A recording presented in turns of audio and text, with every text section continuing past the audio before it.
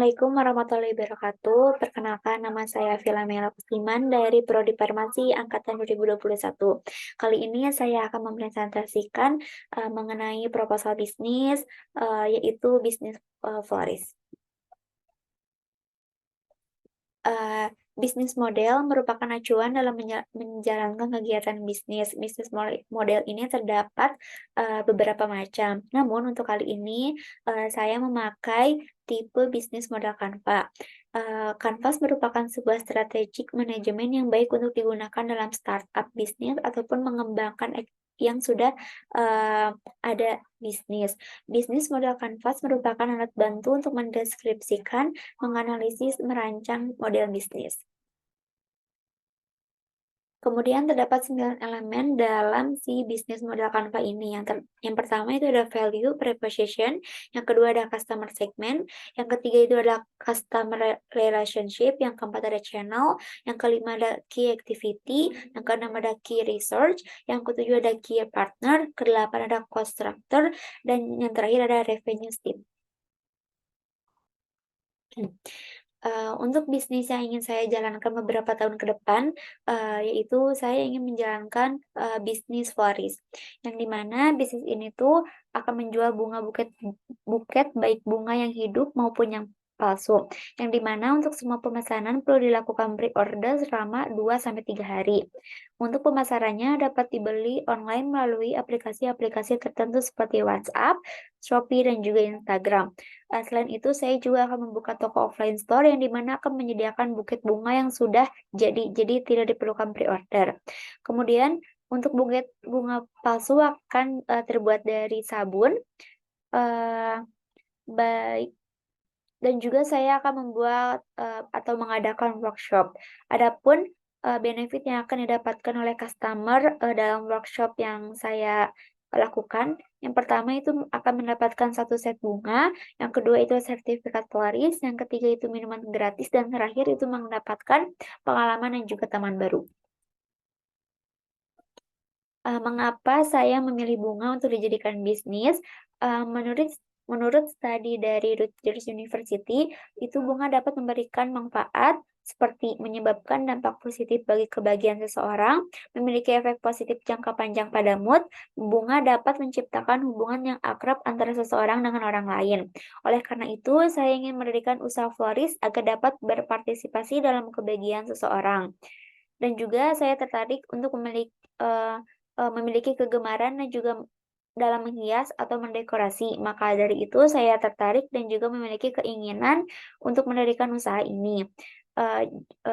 Bagi saya bunga itu bukan hanya sekedar hiasan, tetapi juga sebagai salah satu bentuk rasa kasih sayang. Saya juga sering membeli bunga untuk diri saya ataupun teman-teman saya sebagai tanda terima kasih. Ini terdapat 9 elemen BMC dalam bisnis florist ini, yang akan dijelaskan pada slide berikutnya. Value proposition, yang dimana customer ini akan bisa membeli buket bunga asli, segar, dan juga bunga palsu. Untuk ukurannya tersedia dari berbagai ukuran, yaitu kecil dengan ukuran 15 x 30 cm, medium 28 x 45 cm, dan juga besar 40 x 55 cm. Dari setiap setiap customer itu pasti akan unik satu sama lain. Bunga juga akan dirangkai sesuai tone warna yang di-request. Jika ingin buket bunga yang asli, maka ketahanan dari bunga tersebut sekitar 3-4 hari. Bunga yang digunakan itu juga masih fresh atau segar, rangkaian yang akan lebih klasik, dan juga model Korean wrapping buket. Sedangkan untuk buket bunga palsu itu akan terbuat dari sabun. Bunga ini akan memiliki wangi yang khas dan juga tahan lama, tidak layu, dan bisa digunakan untuk mencuci tangan. Namun disarankan hanya untuk mempercantik ruangan saja.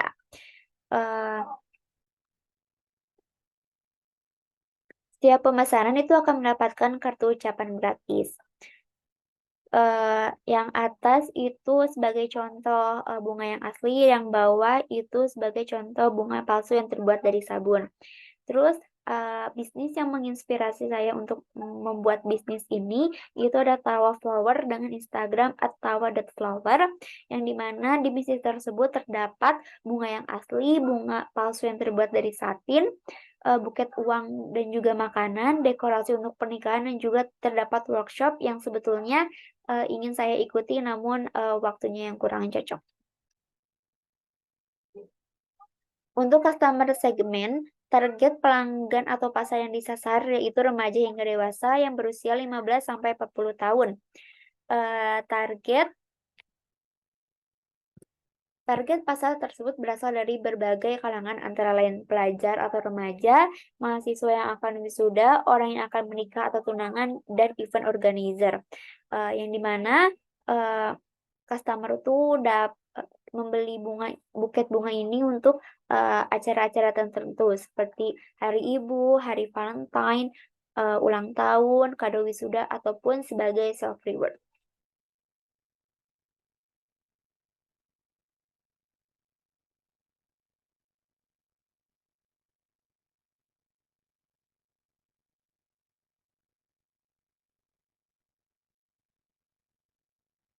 Kemudian untuk lokasi usahanya, itu saya memilih di Jalan Braga karena Braga merupakan, salah satu ikonik di Kota Bandung sehingga akan ramai orang walaupun bukan hari libur.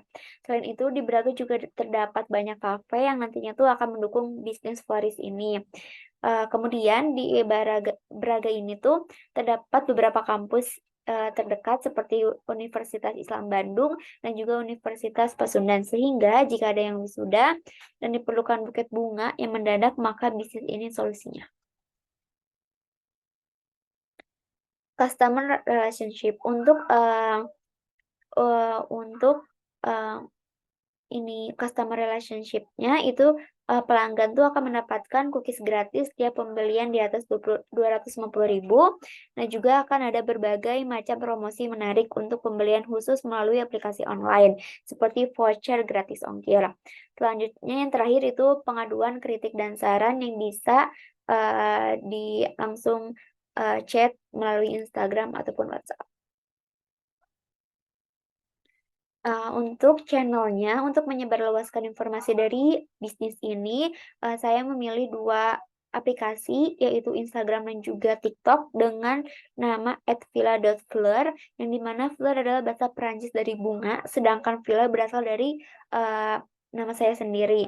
Hal ini, untuk mempromosikannya tuh dapat dibuat dengan, membuat konten yang menarik dan juga membajak influencer untuk mempromosikan produk tersebut.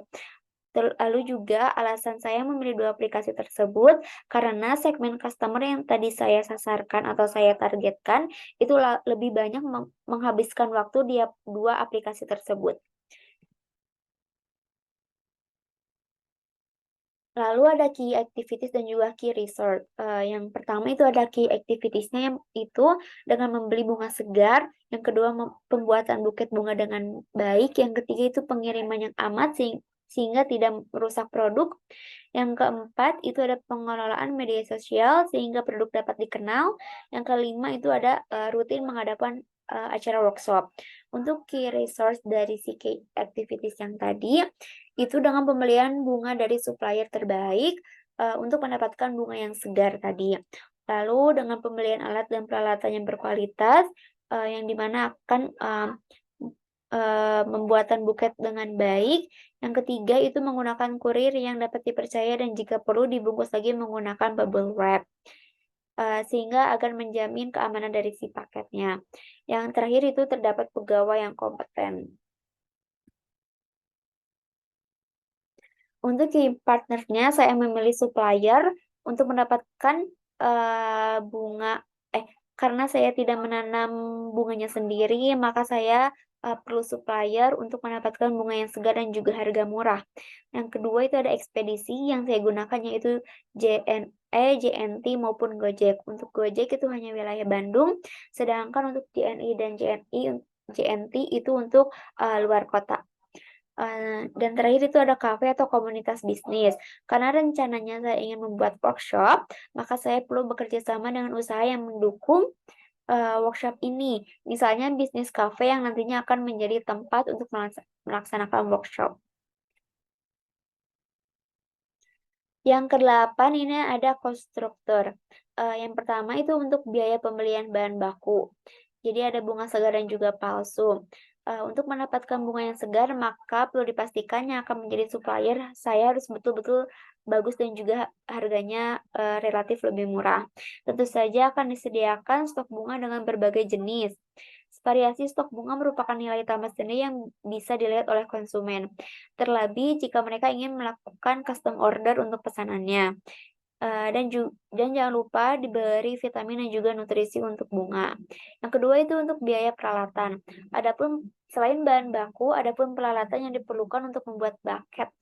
Antara lain kertas minyak, kertas pembungkus, jarum pentul, pita, kartu ucapan, dan juga peralatan, teknis seperti gunting, lem, isolasi, cutter, penggaris, pemotong, tangkai, bunga di kertas kado, plastik pembungkus, dan juga ember.